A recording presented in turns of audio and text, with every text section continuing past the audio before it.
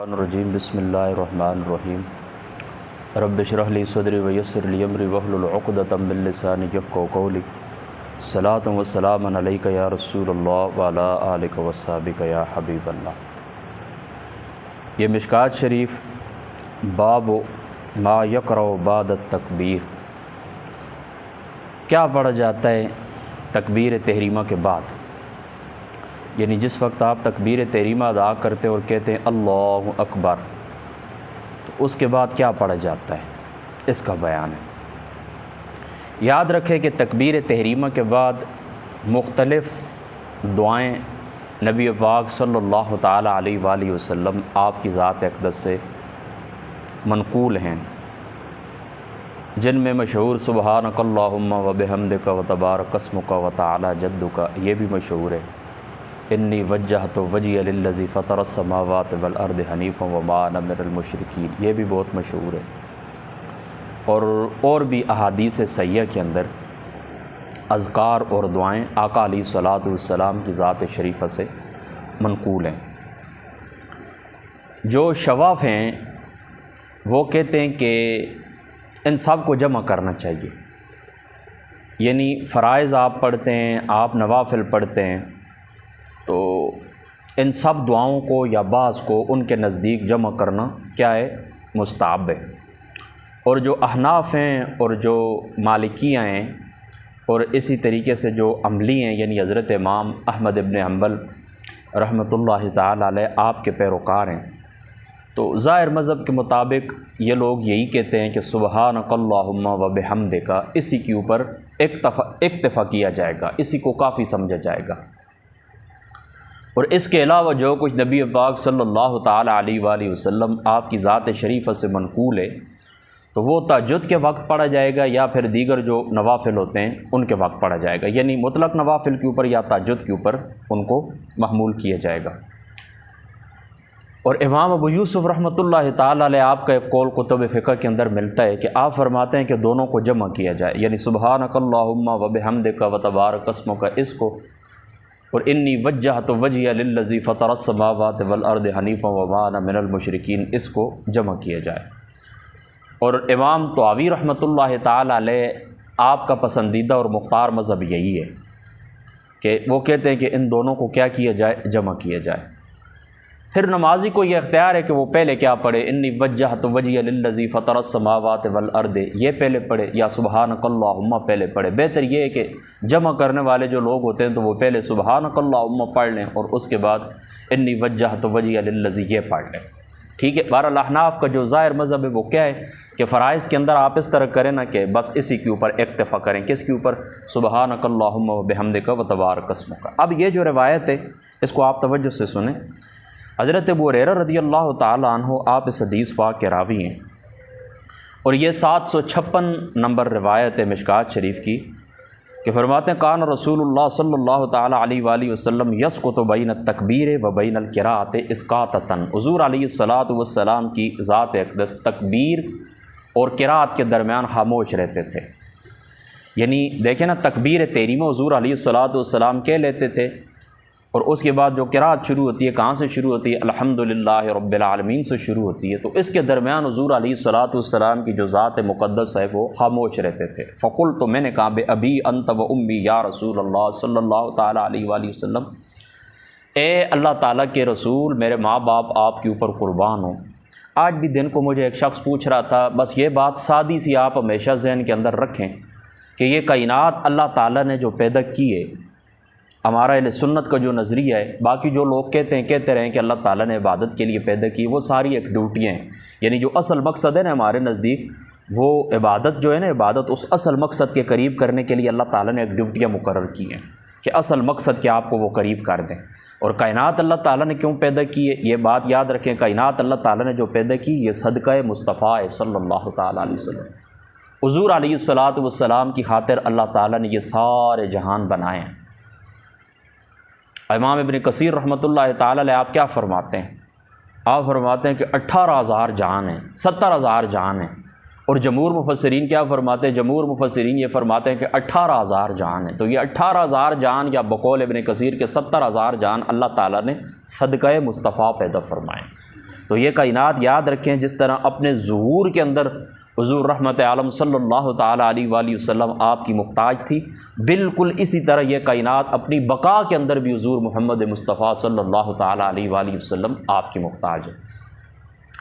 تو یہ کیا کہنے لگے، صحابی رسول کا ادب دیکھیں اور آپ کی حضور کے ساتھ عشق دیکھیں۔ فرماتے ہیں فقلت بأبی انت و امی یا رسول اللہ، میں نے کہا میرے امی ابو آپ کے اوپر قربان ہیں اللہ تعالیٰ کے رسول، اسقاطک بین التکبیر و بین القراءۃ ما تقول، اے اللہ تعالیٰ کے رسول یہ جو آپ اس طرح کرتے ہیں، خاموش رہتے ہیں تکبیر کے درمیان اور تکبیر اور قراءت کے درمیان، تو اس میں آپ کیا کہتے ہیں؟ تو حضور فرماتے ہیں اقول اللہم باعد بینی و بین خطایا، میں کہتا ہوں اللہ تعالیٰ خطاؤں کے درمیان، میرے درمیان اور خطاؤں کے درمیان طویل فاصلہ پیدا کر دے۔ کتنا فاصلہ؟ کما باعدت بین المشرق والمغرب، جس طرح مشرق اور مغرب کا فاصلہ ہے۔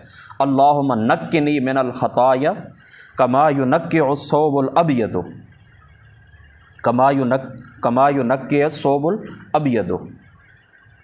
فرماتے ہیں اے پاک پروردگار، یہ لفظ مجھے صحیح نظر نہیں آ رہا، تو بہرحال کما ینقع الثوب الابیض، میں نے کہا اے الہی اللہ تعالیٰ مجھے خطاؤں سے اس طرح پاک صاف ستھرا کر دے، اس طرح پاک صاف ستھرا کر دے کہ جیسے پاک پروردگار سفید کپڑا میل سے پاک ہو جاتا ہے۔ اللہم نقنی من الخطایا کما ینقع الثوب الابیض من الدنس، جس طرح سفید کپڑا کس سے پاک ہو جاتا ہے؟ میل سے پاک ہو جاتا ہے۔ یعنی سفید کپڑے کے اندر جو معمولی درجے کی بھی میل کچیل ہوتی ہے نا، وہ بہت نمایاں ہوتی ہے نا، تو وہ جس وقت صاف ہوتی ہے تو بالکل انتہائی وہ صاف ستھرا چمکیلا اور اجلا ہو جاتا ہے۔ اللہم اغسل خطایا بالماء والثلج والبرد، الہی میری خطائیں پانی سے، برف سے اور اولوں سے صاف فرما دیں۔ یہ حضور علیہ الصلاۃ والسلام کی دعا تھی۔ ظاہری سی بات ہے کہ انبیاء علیہ الصلاۃ والسلام تو معصوم ہوتے ہیں، ہمارا یہ نظریہ ہے، اور آقا علیہ الصلاۃ والسلام کو تو مقام وراء الوراء ہے۔ تو حضور علیہ الصلاۃ والسلام کی جو آل پاک ہے اور حضور کے جو گھرانے کے لوگ ہیں، اور حضور علیہ الصلاۃ والسلام کی امت کے جو اولیاء اللہ ہیں، اللہ تعالیٰ ان کو محفوظ رکھتا ہے۔ حضور علیہ السلام کی جن کو کامل اتباع نصیب ہوتی ہے، اللہ تعالیٰ کی جو ذات مقدس ہے، اللہ تعالیٰ کی ذات اقدس ان کو محفوظ رکھتا ہے۔ تو یہ جو حضور علیہ الصلاۃ والسلام سے مروی اس قسم کی روایات ہوتی ہیں نا، جن میں خطاؤں وغیرہ کا ذکر ہوتا ہے، تو یاد رکھیں یہ تعلیم امت کے لیے ہوتا ہے، تعلیم امت کے لیے ہوتا ہے، ورنہ انبیاء علیہ الصلاۃ والسلام کی جو ازوات مقدس ہوتی ہیں وہ صغائر سے اور کبائر سے بالکل کیا ہوتی ہیں؟ معصوم ہوتی ہیں۔ ٹھیک ہے، آگے بڑھیے۔ حضرت علی رضی اللہ تعالی عنہ، اب یہ جو روایت نمبر ہے 757، حضرت مولا مرتضیٰ رضی اللہ تعالیٰ عنہ آپ اس حدیث پاک کے راوی ہیں، اور یہ وہ روایت ہے کہ جو اللہ تعالیٰ اور بندے کے درمیان جو تعلق ہے نا، اس تعلق کو بھی یہ بیان کر دے گی۔ مطلب میں سادہ ترجمہ کروں گا نا اور آپ لوگ سمجھ جائیں گے کہ اللہ تعالیٰ اور بندے کے درمیان کیسا تعلق ہے اور کیسا تعلق ہونا چاہیے۔ حضرت علی فرماتے ہیں کان النبی صلی اللہ علیہ وسلم اذا قام الی الصلاۃ وفی روایت کان اذا افتتح الصلاۃ کبر، فرماتے ہیں کہ جب حضور علیہ السلام اپنی نماز شروع فرماتے تو تکبیر فرماتے، ثم قال وجہت وجہی للذی فطر السماوات والارض حنیفا وما انا من المشرکین۔ تو حضور کیا کہتے ہیں اللہ تعالیٰ، اے اللہ تعالیٰ میں نے اپنی ذات کو تیری طرف متوجہ کیا کہ جس ذات نے آسمان اور زمین کو پیدا کیا۔ ٹھیک ہے، فطر السماوات والارض، کس کو پیدا کیا؟ اس ذات کی طرف میں نے اپنا چہرہ وجہ مبارک اس ذات کی طرف میں نے متوجہ کیا کہ جس ذات نے زمین اور آسمان کو پیدا کیا۔ حنیفا وما انا من المشرکین، میں بیزار ہوں ہر قسم کے شرک سے اور میں ان لوگوں میں سے نہیں ہوں۔ اور یہ ہر مومن کی شان ہونی چاہیے کہ وہ اظہار کرے کہ ہر قسم کے شرک سے وہ بیزاری کا اظہار کرے، دن میں 100 دفعہ کہا کرے کہ ہم ہر شرک سے اللہ تعالیٰ کی بیزاری، ہم بیزار ہیں ہر قسم کے شرک سے۔ ان صلاتی، بے شک میری تمام نمازیں، و نسکی، اور میری قربانیاں، و محیای و مماتی، اور میری زندگی اور میری وفات، للہ رب العالمین، اللہ تعالیٰ کے لیے، لا شریک لہ، اس ذات کا کوئی شریک نہیں، وہ بذالک امرت، اور مجھے اسی چیز کا حکم دیا گیا ہے، وانا اول المسلمین، اور میں کائنات کے اندر پہلا مسلمان ہوں۔ یہ حضور رحمت عالم صلی اللہ تعالیٰ علیہ وآلہ وسلم آپ کی شان ہے۔ ہمارا نظریہ یہ ہے کہ حضور علیہ الصلاۃ والسلام اس کائنات کے اندر تمام انبیاء سے بھی پہلے مسلمان ہیں۔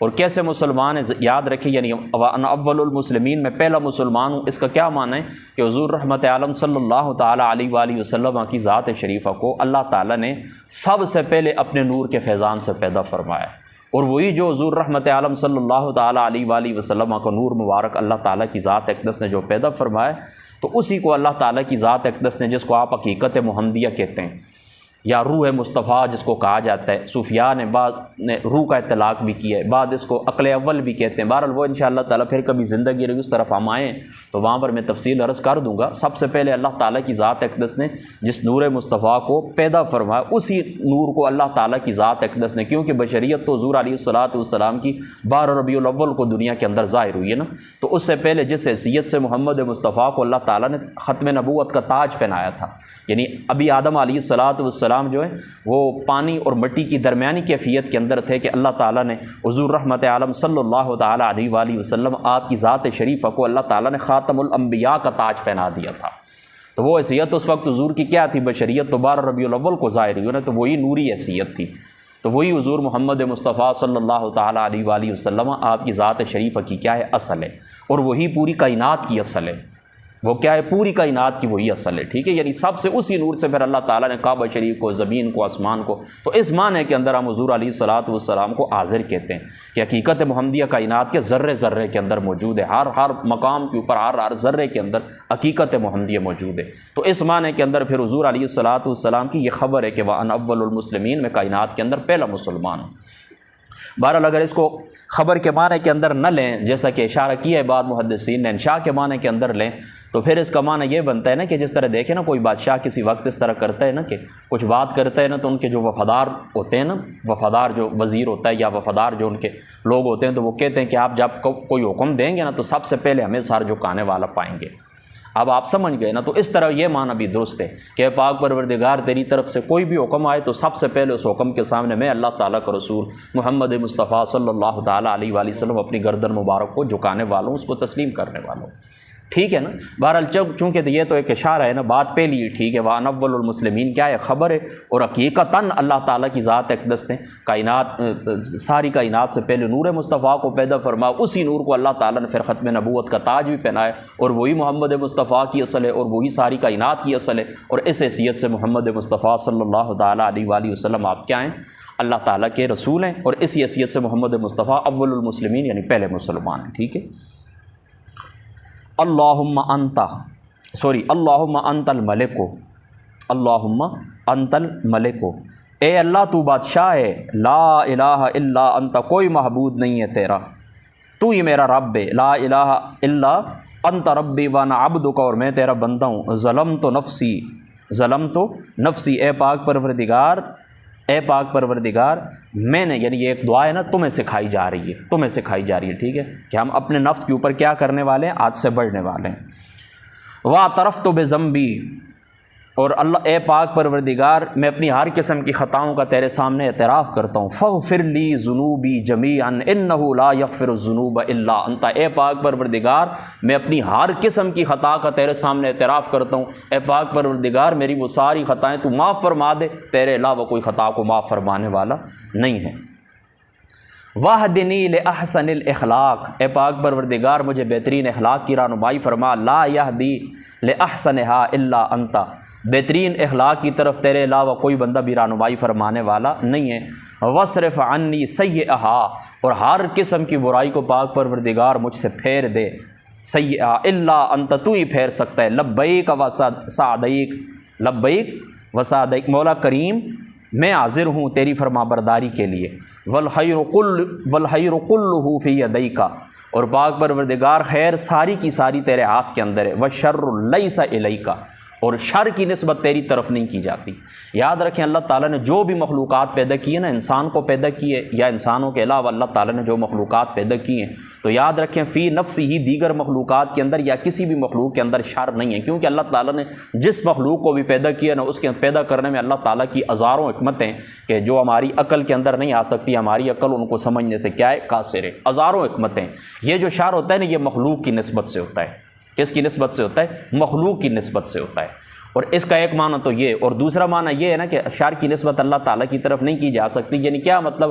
محدثین نے اس مقام کے اوپر لکھا ہے کہ یہ جو شر ہوتا ہے نا، شر یہ جو شر ہوتا ہے، یعنی ظاہری سی بات ہے ساری مخلوقات کچھ بھی ہے ان کو پیدا، جو شر پھیلاتی ہیں، جو فائدہ دیتی ہے، نقصان سب کو پیدا کرنے والے تو اللہ تعالیٰ ہے، نقصان کا خالق بھی اللہ تعالیٰ ہے، فائدے کا خالق بھی اللہ تعالیٰ ہے۔ بہرحال مخلوق ہونے کے اعتبار سے یاد رکھیں فی نفسی کوئی چیز بھی اس طرح شر نہیں ہے، وہ اللہ تعالیٰ کی ہزاروں حکمتیں، ٹھیک ہے۔ بہرحال دوسرا اس کا معنی محدثین نے یہ بھی بیان کیا کہ وہ فرماتے ہیں کہ اس کا مطلب یہ ہے نا کہ یہ جو شر ہے نا اللہ تعالیٰ کی یہ قریب نہیں کر سکتا، یعنی اللہ تعالیٰ کا قرب جو حاصل ہوتا ہے نا وہ خیر سے ہی حاصل ہوتا ہے، شر سے حاصل نہیں ہو سکتا، ٹھیک ہے۔ والخیر کلہ فی یدیک والشر لیس الیک، اور یہ جو شر ہے نا یہ تیری طرف نہیں ہے۔ کیا مطلب ہے؟ یعنی ایک تو شر کی نسبت تیری طرف نہیں کی جا سکتی، ایک معنی تو یہ کہ جو کچھ تو نے پیدا کیا ہے اس کے اندر ہزاروں حکمتیں ہیں، یہ جو شر ہوتا ہے یہ مخلوق کے اعتبار سے ہوتا ہے، تیری طرف شر کی نسبت نہیں کی جا سکتی۔ اور والشر الیک کا دوسرا معنی کیا ہے کہ یہ جو شر ہے نا شر، والشر لیس الیک، دوسرا معنی اس کا کیا ہے کہ شر جو ہے نا یہ تیری طرف نہیں پہنچاتا، یعنی شر ایسی چیز ہے کہ اس کے ذریعے سے بندہ اللہ تعالیٰ کا قرب حاصل نہیں کر سکتا۔ اللہ تعالیٰ کا قرب کس سے حاصل ہوتا ہے؟ خیر سے۔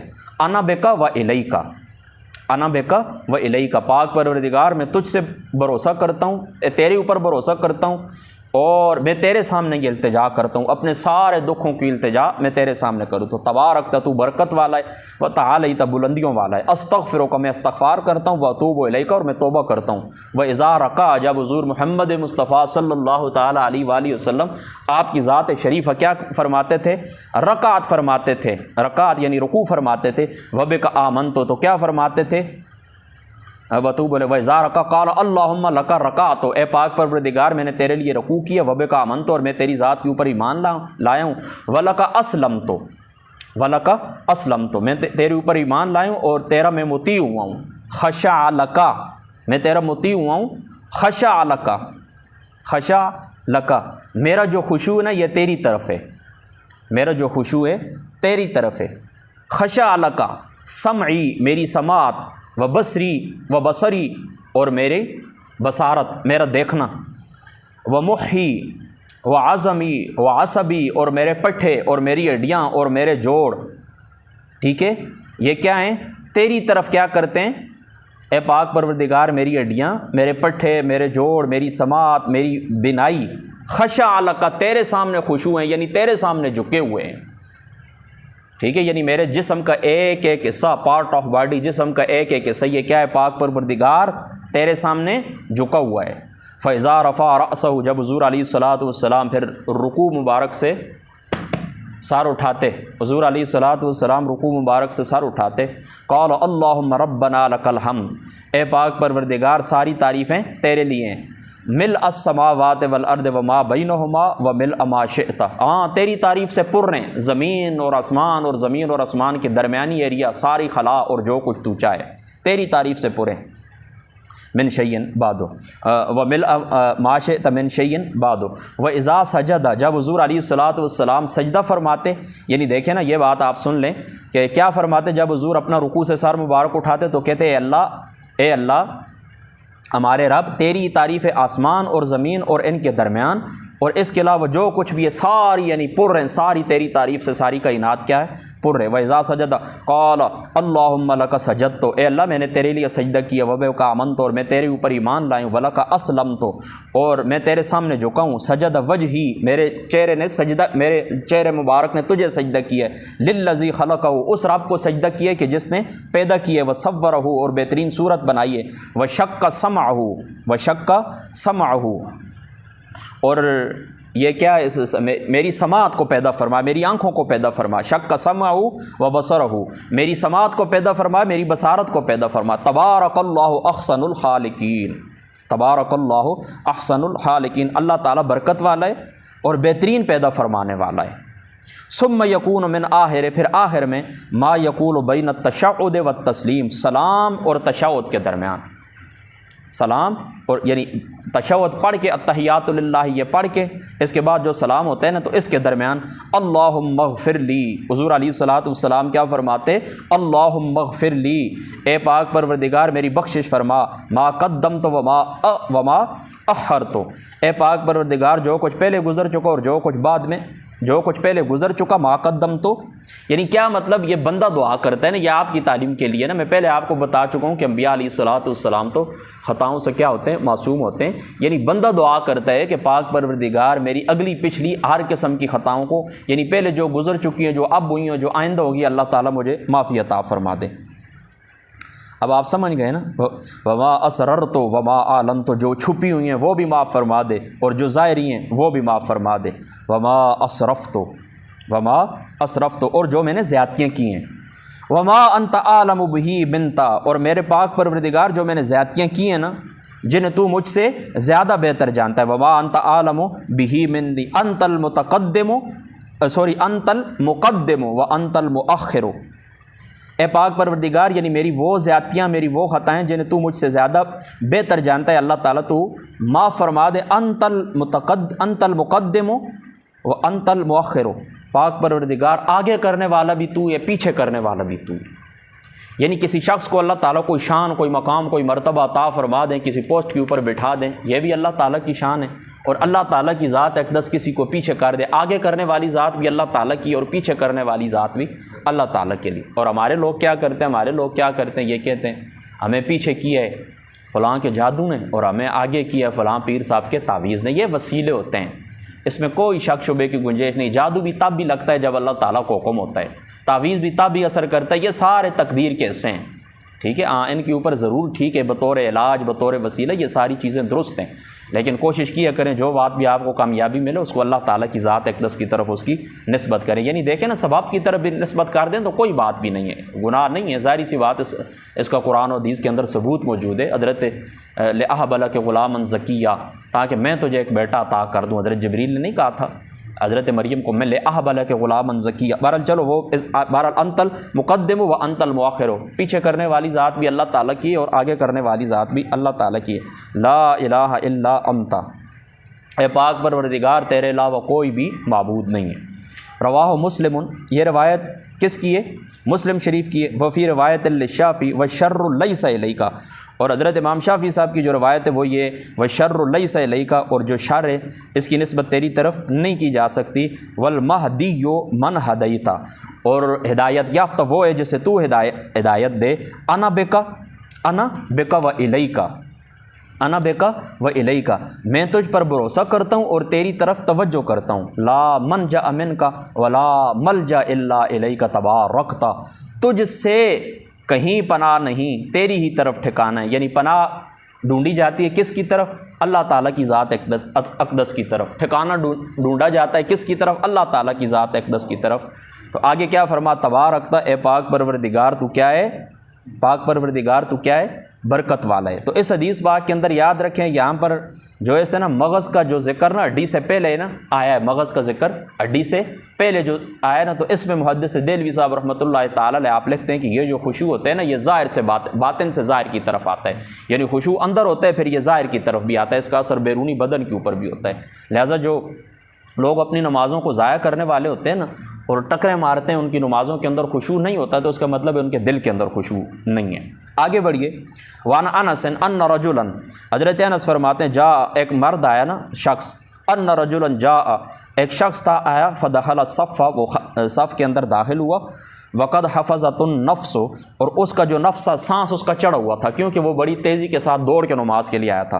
فقال اللہ اکبر الحمد للہ حمدا کثیرا طیبا مبارکا فیہ، یہ الفاظ اس نے ادا کیے۔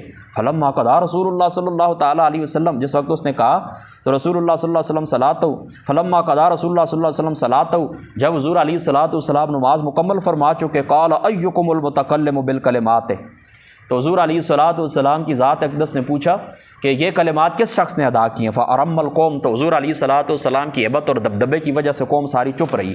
فقال ایکم المتکلم بہا، کہ یہ کس شخص نے اس طرح کی ہے، کہ یہ کس شخص نے کلام کیا ہے؟ فإنه لم يقل بأسا، فإنه لم يقل بأسا، اس میں کوئی حرج نہیں ہے، اس میں کوئی حرج نہیں ہے۔ اچھا، ایکم المتکلم بہا فإنه لم يقل بأسا، اس نے کوئی حرج والی بات نہیں کی۔ فقال رجل جئت، تو وہ شخص کہنے لگا یا رسول اللہ میں آیا تھا، وقد حفر فی النفس، اور میرا جو حفظ فی النفس، اور یہ میرا جو کیا کہتے ہیں کہ سانس ہے یہ تھوڑا پھولا ہوا تھا۔